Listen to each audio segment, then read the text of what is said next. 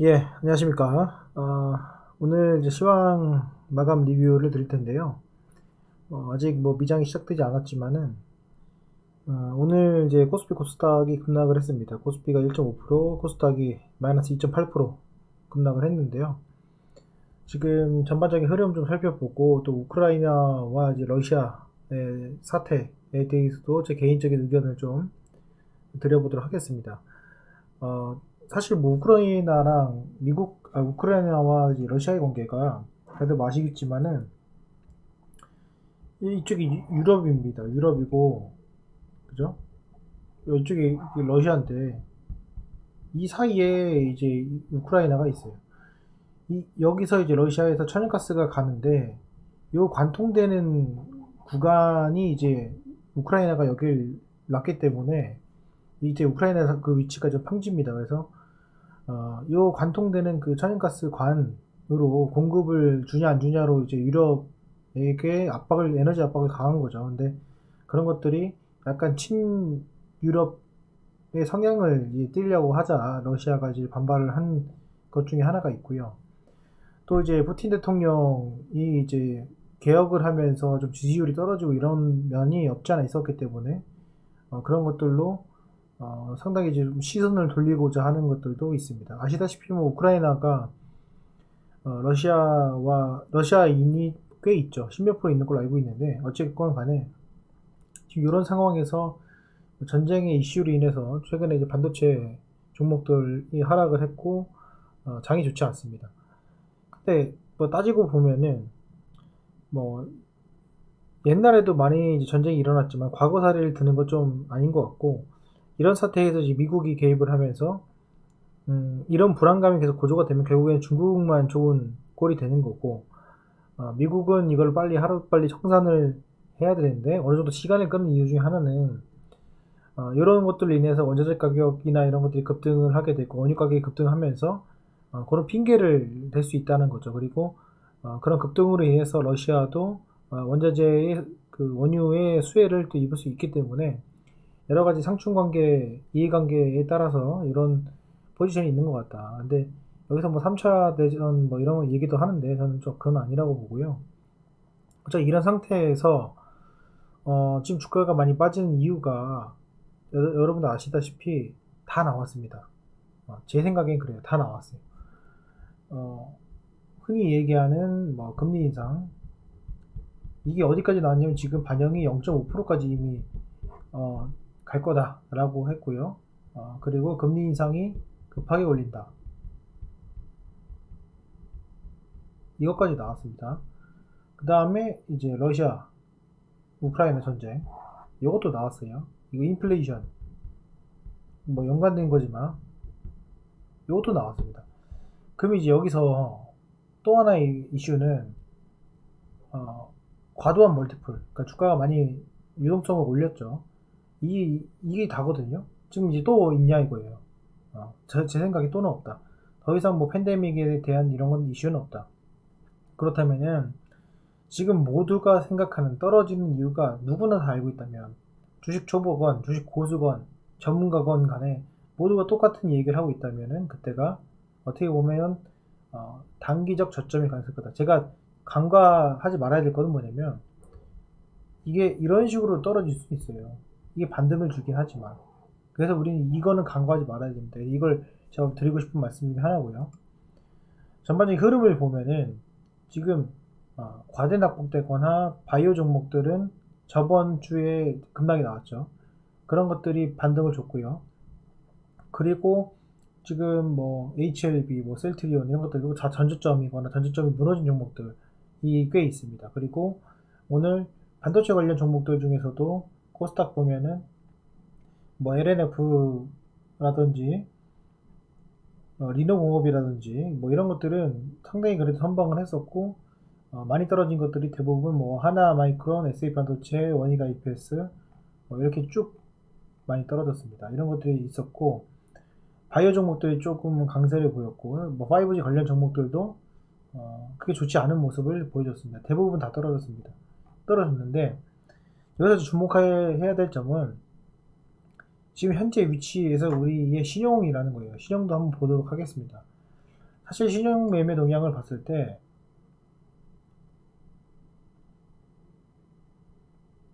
예, 이거 봤을 때 신용 자체가 그렇게 늘어나고 있지는 않아요. 이 과거에 비해서 한 1조 가량 줄고 있고요. 코스닥 같은 경우에도 어, 뭐 거의 11조 11조 5천억 막 이렇게 늘어났을 때가 있는데 보시면은 1조 가까이 빠져 있습니다.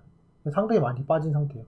자, 그렇다면은 어느 정도 반등을 줄 수 있는 구간인 건 맞는 것 같습니다. 제가 봤을 때는. 근데 제가 어, 라이브에서도 말씀을 드렸지만은 이 위치를 보면은 반등을 줘야 되는데 이 쌍바닥이 나올 가능 상당히 적을 것 같다라고 말씀을 드렸는데 지금 보면은 거의 쌍바닥 가까이 내려왔어요. 내려왔는데 우리가 이제 간과하지 말아야 될 거는 이걸 이제 일봉상을 볼 것이 아니라 지금 이 주봉상 흐름은 이제 이렇게 밑으로 내려 박았단 말이죠. 근데 그 저점에 대한 모습은 1월 24일주 1월 달에 보여줬어요.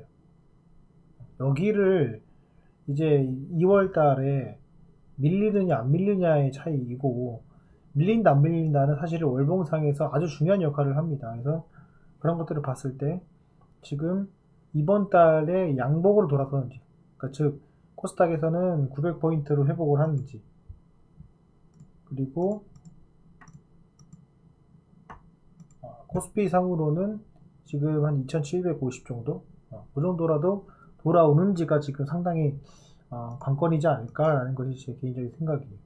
이렇게 좀 보시면 될 것 같고 이제 코스닥 반도체 잠깐 보시면은 딱 그 직전 집계형 위치에 딱 와 있습니다. 다봉선 위치에 와 있고 그것도 한번 생각하면 좋을 것 같습니다. 그래서 제가 계속 강조를 드리지만 전저점은 묻지도 따지지 않고 매수할 수 있는 자리다 라고 했어요. 무슨 말이냐면 예를 들어 내가 주식이 하나도 없습니다. 그러면 지금 현재 위치에서는 들어가 볼 만한 자리다 라는 거예요. 지금 내가 주식이 하나도 없다면 그러니까 계속 말씀드리지만 전저점이라는 것은 정상적인 회사에서의 전저점은 들어가 볼 만한 위치다 라는 겁니다. 자, 그리고 제가 좀 강조드리는 것 중에 하나는 이제 480선인데 코스닥은 480선이 이제 무너졌어요. 1월 24일 그쯤으로 해가지고 무너졌고 코스피는 똑같이 무너졌습니다. 자, 그러면은 우리가 이제 이거를 알아야 되는 것이 만약에 자, 코스닥 기준 보겠습니다. 자, 코스닥 무너졌어요. 여기서 반등이 나올 수는 있습니다. 하지만 이게 이렇게 밑으로 내려갈 수 있다는 거. 이거를 우리가 간과하지 말아야 된다. 왜냐면 생각보다는 유동성이 상당히 컸기 때문에 그 재하락에 대한 이슈는 있을 수 있어요. 그게 제가 생각하는 것 중에 하나고요. 반등은 저는 있을 거라 보지만 그 반등은 어떻게 보면 반도체 관련해서는 5년 정도의 사이클은 아직 남아있다고 봅니다. 그래서 내가 굳이 팔지 않을 거라 생각하면 반도체 종목을 갖고 있다면은 그리고 그 중에서 멀티플 회사가 좋은 회사라면은 가지고 있는 것도 솔직히 나쁘진 않아요. 하지만 제가 지금 민감하게 말씀드리는 것 중에 하나는 조금 뭐 신용을 썼다든지 급한 돈으로 이제 주식을 했다든지 이런 경우에 그런 방향성에 대해서는 제가 말씀을 드리는 겁니다. 그리고 지금 현재 위치에서는 반등을 줄 것이다. 그 반등은 실적 기반으로 반등이 강하게 올 것이고 그것이 정말 반등의 그지적 가능성이 있다. 우리 이건 알아야 된다. 그러면은 올해 좋아질 것이다 라는 막연한 기대감보다는 반등에서 끝날 수 있다는 것을 항상 머릿속에 인지를 해두시고 수익이 났을 때 반등이 강하게 왔을 때 조금씩 익절하는 습관을 갖는 것이 지금은 중요하다. 제가 여러 번 강조를 좀 드리고 있습니다. 제가 강조드린 이유는 저도 이제 그렇게 실천할 것이다 라는 것 중에 하나고요.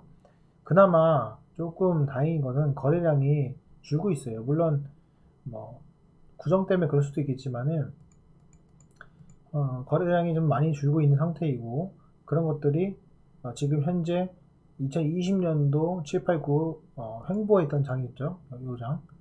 요 장을 지키고 있다는 것이 그나마 긍정적인 요소 중에 하나입니다. 그래서 지금부터 이제 우리가 볼 것은 공포를 떨기보다는 마무리의 단계다라고 생각이 들고 반등을 기다리면서 그 반등에 대해서 우리가 하나씩 잡아먹어야 된다라고 말씀드릴 수 있을 것 같아요.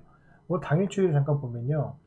코스피는 외국인이 매도를 쳤다가 한 번에 매수로 장 막판에 돌려 세웠고요.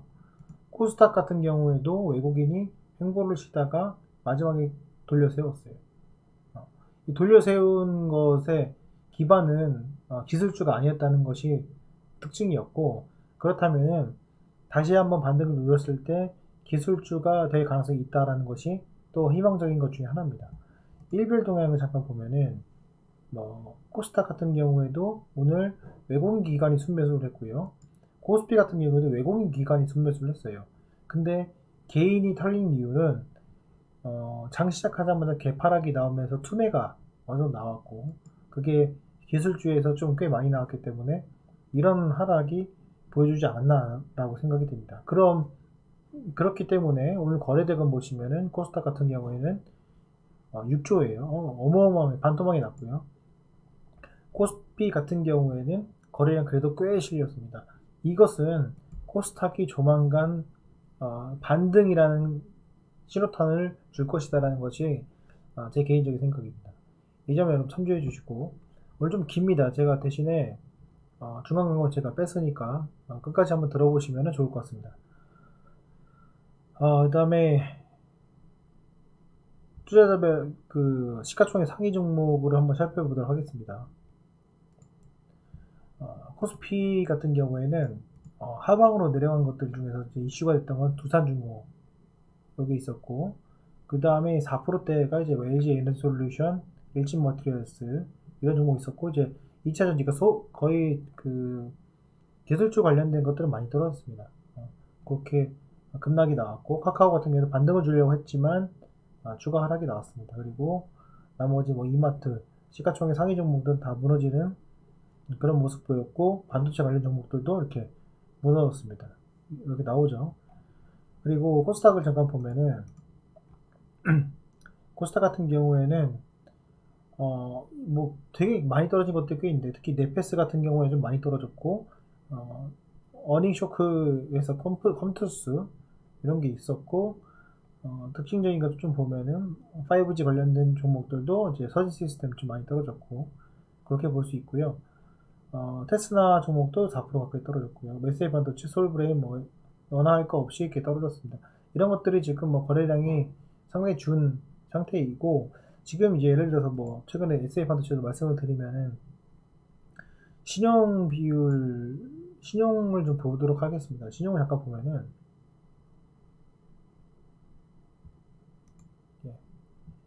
신용이 점점 바닥으로 내려가고 있어요. 그나마 다행인 거는 여기서 이제 이 상태에서 신용이 올라간 상태면 안 되거든요. 그런 것들이 있다. 이런 것들 참조하시면 좋을 것 같아요. 그래서 전반적으로 힘든 장은 맞습니다. 하지만은 우리가 정신을 차려야 되는 것은 지금은 사실은 공포에 떨 때는 아니고 반등을 기다려야 될 때고, 그 반등에서 우리는 혹시라는 그런 물음표를 머릿속에 세우면서 대응을 해야 된다라는 것이 제 생각입니다. 2월 달에는 조금 이제 절반이 지났습니다. 좀 되돌림이 나왔으면 좋겠는데, 그게 14일이죠. 15일부터는 좀 좋은 모습을 보이면서 상승 전환의 모습을 좀 보이면은 3월 달에는 그래도 한번 한시름 놓을 수 있고, 4월 달부터 조금씩 조심해야 되지 않을까라는 생각을 하고 있습니다. 그래서 이 점 여러분 참조하셔서 힘드시겠지만 투자하시는 데 있어서 조금이라도 도움이 됐으면 좋겠습니다. 여러분들이 하고 싶은 말들, 힘드신 내용들도 댓글로 적어주시면 큰 도움이 되고 위로가 될 것 같습니다. 네, 오늘 영상은 여기까지 하겠습니다. 감사합니다.